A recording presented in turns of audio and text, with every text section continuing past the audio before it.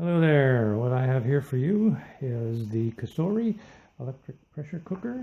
It is also a slow cooker, a stock pot, a warmer, a sauté pan, a steamer, and a rice cooker all in one. It's a pretty cool unit. There's a few things you should know about it that are not in the owner's manual and that are in the owner's manual and in the recipe book that might confuse you, so I'm going to give you a quick rundown here. Okay, now one of the first things you might want to know about this is the control panel, which I'll show you in a moment. After I plug it in, I got to put some water in it first, but I'll show you basically the structure of it.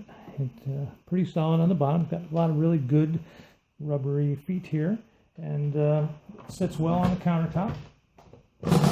Turning it around, that's pretty much it. Okay, what I'm going to show you first on this side is the back side. The reason I'm doing that is because this is the side where it's furthest from you when you're cooking, and this is where all the steam and things come from. What they don't talk about in the book too much is this steam valve. This valve here is locking in the steam right here. It's letting the steam out there. Now, if you move it, it raises upward slightly from the pressure cooker. And as you can see, it jiggles around a little bit. Now, what they don't tell you in the book is that you can actually remove it. It just pops right off. You can actually see right through it, okay? There's a hole up in here that kind of vents the steam, but this seals well. It's not going to really fall off, but I would be a little cautious if you're washing things around the sink or whatever. This hasn't been removed. It'd probably pop it off. They don't actually talk about that in the owner's manual. This here is your float valve. When this is up, there's a pin here that you may or may not be able to see. It sticks into the thing here. That's actually your lock feature. You'll see it move right there when it goes in. Now, it only comes out right now, right here, to be visible, because when the pin on the inside is pushed, it hits this, it pops out. And it can only do that when this float valve is down. If this float valve is up under pressure, this will not pop out. And when that doesn't pop out, that pin stays in, this stays locked. So you cannot accidentally open the lid and blow your face full of steam. That's really cool, and they don't really talk about that in the owner's manual. They should. I think it's a great feature. They do mention the locking lid and all that, but they don't point to it in any diagrams. They don't really tell you how it works. Well, that's how it works. This other thing here, this little red thing, that's your float valve. If I tip it downward, basically you'll be able to touch it. Otherwise, it's sitting in there recessed. It's not under pressure. When it is, it pops up. That's what you should pay attention to, and that's what goes down after about 10 minutes of inactivity, and it's turned off, roughly, give or take. Mine did not go down in 10 minutes. That's probably because of what I was cooking at the time.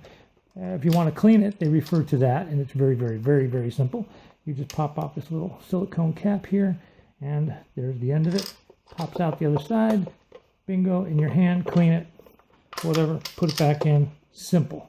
Take this cap, put it back on, you're done. Now, the stock pot on the inside, since I do have the cover off, I'm going to show you that real quick. It's really heavy duty.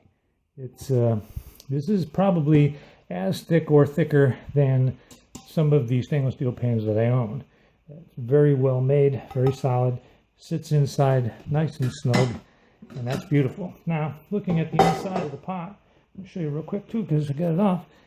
There's a little button here, safety feature, so that this cannot be run without the pot in there. This is a plate, and then there's airspace around everything, and underneath you can probably put your fingers under there. You really don't put anything ever in here but the stock pot that comes with it, period. Don't try to cook with anything other than this pot. Okay, I'm going to show you one more feature because I have it on the back side. This is what they give you. It's a drip cup when it's steaming, whatever. Occasionally there's a runoff and it'll come down into this little cup. It snaps on right here. It actually doesn't really click, but it pushes on nice and firm, and that's kind of cool.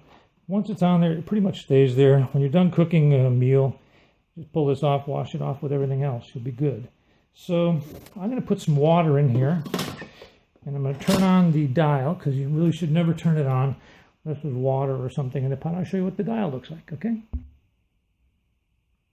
Okay, what I have now is this got at least 2 cups of water in there. This is actually a measuring cup they give you, and these 2 spoons as well. This holds I don't remember exactly because it doesn't actually say milliliters on the side here, but it shows you a graph. It's 1.5 cups is approximately 320 milliliters, which is recommended always for a minimum requirement for liquids in a pressure cooker mode. So, and it also depends, there's very few recipes that actually have a lot of moisture in the product you're cooking, so there's a variable there that they allow, but the minimum is 1.5 cups of liquid. So that being said, I'm going to turn that on in a second. I'll show you what the control looks like. All right, now when you get your Cosori and you want to use it after your food's put in there, etc., that's when you plug it in. And that's what they tell you to do. You put it in there, you plug it in. I'm going to show you what I'm doing here. You can see the light come on.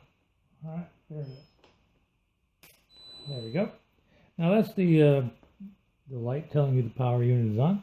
These are the preset modes down here. It's called menu on this, and none of this is functional. These are just reference only. This is actually your control pad right here. That's it. This is just reference, and it's referred to as presets when the P comes up on the program, and I'm going to show you what that is here. So we're going to go to menu where it says menu, which is confusing because it's actually a preset, and it says P01. That's the one that's on now. If I just let that flash, eventually it's going to start cooking on preset 01 and so forth. So if you want to go up or down, you just go up or down and find the preset you want. Now, because I cooked some rice in here, I found the preset. This is the cook on-off mode, which I just touched. It's on high. Now it's just in standby. We'll go to preset 7, okay? Preset 7, and I do have water in here, by the way. So preset 7 is for rice. Now, in the cookbook they give you, it shows you on one of the pages that you can cook rice in 3 minutes, white rice. And you'll see that the menu icon is lit there for M, which is down here, and that's P07 for preset 07. And all the other functions work. I'm not going to get into every single one of them, but this is a delay timer, plus or minus timers, and it's defaulted to high if you're using manual mode and all that. And you can increase or decrease the time up to 60 minutes total, or all the way down to 1 minute in manual mode. But right now I'm in preset mode P07. P07 is for rice. In the book it says 3 minutes cook time. In contradiction to that, in the book it tells you that preset number 7 is for white rice. It cooks 14 to 18 minutes. Now if you count the time it takes for the pot to warm up and cook the rice and cool down, it could take you a total of 25 minutes for something like that. But it confuses me because in this book, on one of these pages, which is their book here for white rice, it tells you that it takes 3 minutes, and it doesn't say that's in manual mode. It just says cook time 3 minutes, prep time, blah, blah, blah. White rice, well, that's for white rice, and it takes 14 minutes. So that's confusing. I think they should clarify that. Aside from all that, the pressure cooker works great. The timer will come on in a minute. After that float valve comes up, which shows that it's under pressure, this will have a timer here, and it will count down all the way to 0, at which point the warmer light will come on to say that it's going to stay warm. In normal cooking mode, you might want to just shut it off at that point. What you do is you hit this button, turns it off, all right, and then you unplug it. You always do that before you unplug the unit. That's so you don't screw up your circuitry, I would imagine. And that's pretty much it. Aside from those little quirks, this is a really solid unit. It's very well made, and I'm not going to open it right now because, well, the float valve is not up. I didn't have enough time. But you follow your instructions in the book, with a few exceptions. This seems to be spot on. It's very versatile, very well made, very stylish. I like it, and I think you might like it too, so there you go.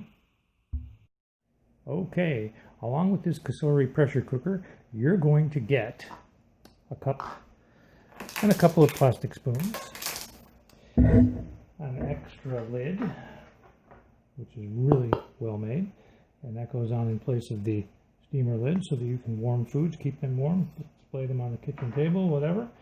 And here you have an extra seal, silicone. This is what's in there, and it's very, very easy to remove. So you do get all these extra things, and you also, of course, get the Cosori owner's manual and the Cosori reference book for certain recipes they decided you might like to look at.